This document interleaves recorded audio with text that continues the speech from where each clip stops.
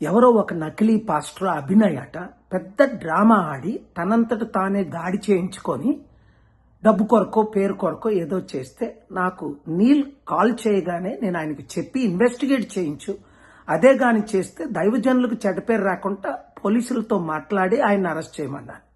ఇదే వెంటనే పోలీసులు ఇన్వెస్టిగేట్ చేసి అరెస్ట్ చేశారట. అలాంటి వాళ్ళకి తగిన శిక్ష విధించాలి.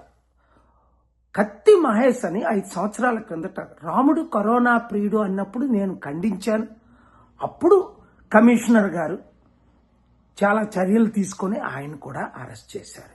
ఖురాన్ బర్నింగ్ ఒక దైవజనుడు పాస్టర్ 2010లో అమెరికాలో కాల్చుతుంటే 2 మతాల మధ్య ప్రపంచ చిచ్చవుతుంటే శాంతిగా వెళ్ళి నేను ఆపింది మీకు తెలుసు. అలాగే ఇప్పుడు రఘురామకృష్ణరాజు గారు ఒక ఎమ్మెల్యే ఉండి ఆ కాకినాడ ఏరియాల్లో తిరిగి చర్చిల్లో మూయించడం, పాస్టర్లు కొట్టించడం, తిట్టడం, హిందూ క్రిస్టియన్ మధ్య గొడవలు పెడుతున్నాడని చాలా కంప్లైంట్లు వచ్చాయి.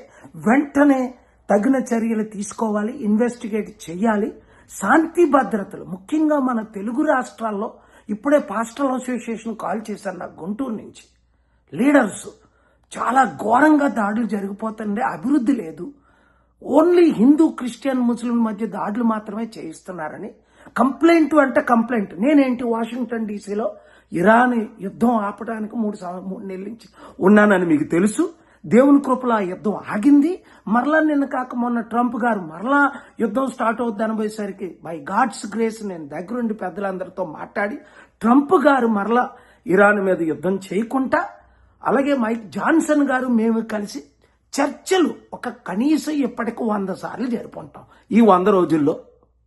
అలాంటిది శాంతి కొరకు నేను ఫైట్ చేస్తుంటే ఎవడో 2 యూట్యూబ్ ఛానల్స్, ఒక చిన్న ఛానల్, నేను ఈ దర్శనట ఆయనకి నేను మద్దతు ఇస్తున్నానని పాత వీడియో నేను